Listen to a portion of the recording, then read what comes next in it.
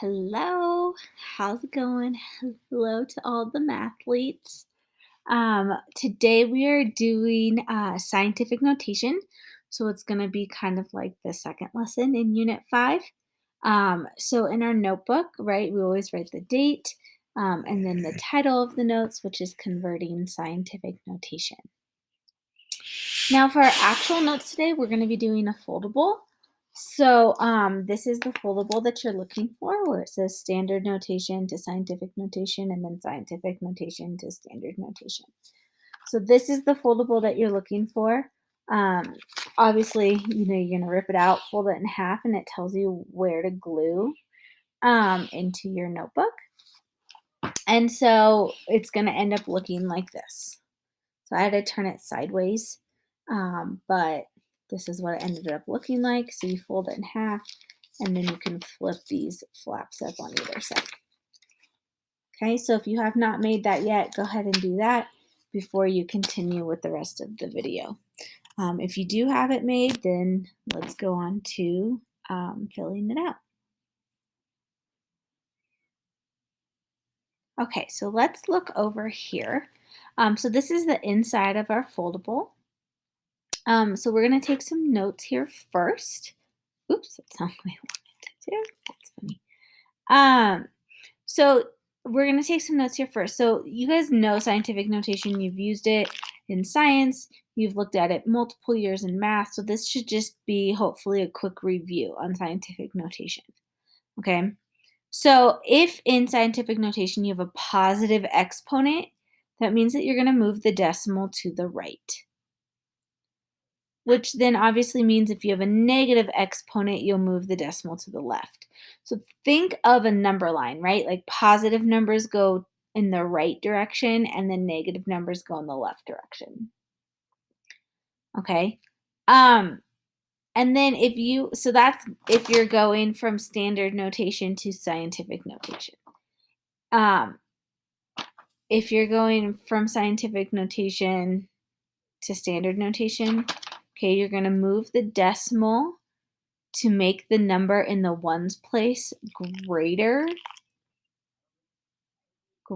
than or equal to 1, but less than 10. So what that means is with the number, right, that's like whatever times 10 to the 12th or whatever it is, right? That number, it can't be smaller than 1. So I can't have like 0.75 times 10 to the 12th. Can't do that because 0.75 is less than 1. I also can't have numbers bigger than 10. So I can't have like 12.6 times 10 to the second, okay, because 12.6 is greater than 10. So the number has to be greater than or equal to 1, but less than 10. Okay, and that's more going to come up when we do like multiplying and dividing scientific notation, which is next lesson. So let's just look at a couple quick examples, and I think this should go really quickly, okay? Okay, so here, example 1, I'm in scientific notation because I have this times 10 to the exponent of -4. And I want to write it in standard notation, meaning just the number with a decimal place. Um, because this is a negative, I know it's going to be a really small number. Okay, so what then I tend to do is I tend to write this 1.35 kind of off to the right because I know since it's a negative exponent, I'm moving my decimal place to the left. Okay, so and I move it to the left 4 times because that's my exponent. So I take my decimal point and I go 1, 2, 3, 4.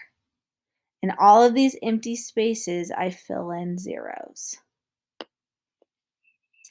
Okay, so once I've moved it, then I just get 0.3 zeros, 1, 2, 3, 1, 3, 5. So that is the number written in standard notation. Okay. Example 2, now it's a positive number, so I know this is going to be a really big number. So I'm going to write my negative 5.8 off to the left because I know my decimal place is going to go to the right because it's a positive exponent. So I'm going to go to the right 6 units. So 1, 2, 3, 4, 5, 6.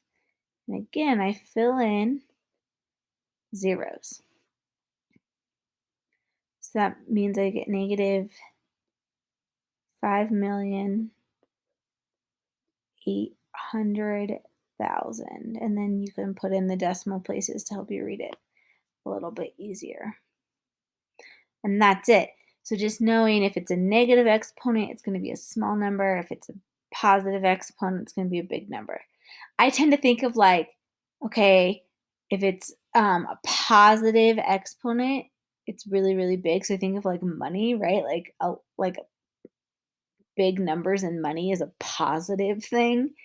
I don't know. That just makes sense in my head. If that helps you, great. If it doesn't, then don't worry about it. But I just tend to think of like, oh, a lot of money is a positive thing typically. And so I think of like positive as like a big number. Okay, then to go the other way, to go from standard notation to scientific notation, one, I have to know where my decimal place is. Notice here I don't have a decimal place because, right, it's always at the end, right?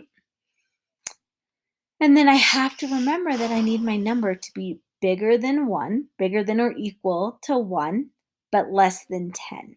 So if I put the decimal place here, I'll have 264. Well, that's definitely bigger than 10, so I can't have that.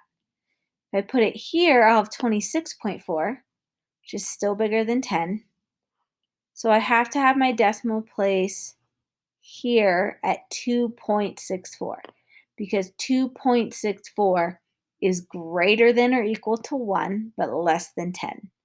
So I just need to count how many decimal places I move in between here. So 1, 2, 3, 4, 5, 6, 7. Okay, so this is 2.64. And we actually use the x here. That's how I know it's scientific notation. So times 10. And then it was a big number, so it's going to be a positive 7. So this is like one of the only times that we actually use the x for times, okay? Okay, so for example 2, I already know where my decimal place is, but I need to know where to put it. If I put it here, I'll have 0.2, and 0.2 is not greater than 1.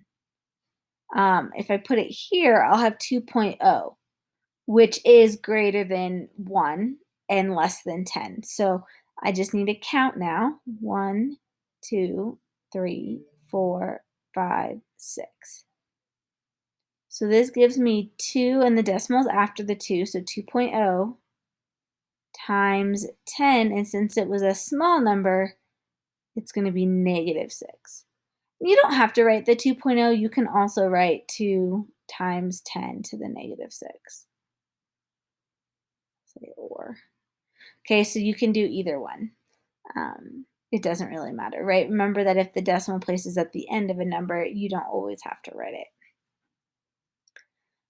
So just using this idea, right, scientific notation, it's just a way for us to easily write really, really big numbers or really, really small numbers without having to write the whole thing out. So again, that's your foldable. You want to glue it in. So it looks like this, right? So notice we folded it in half, but then the part that says like glue down this space, let me go up here. I won't let me. Here we go. Glue down in this space. So notice that's like this area right here is like totally glued down. Okay. So this is what the foldable is looking like. Okay. Once you are done with those notes,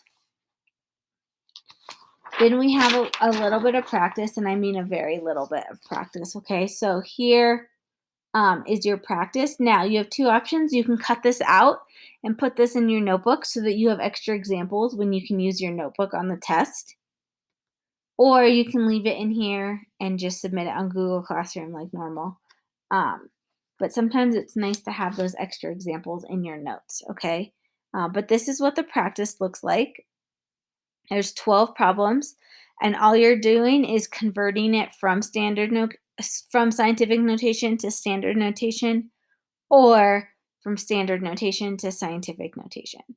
Okay, so problems 1 through 6 go from scientific to standard. Problems 7 through 12 go from standard to scientific. So you're just going one way or the other. Okay, and that's it. And then just remember that you're going to turn that in. You can take photos of that and turn it in.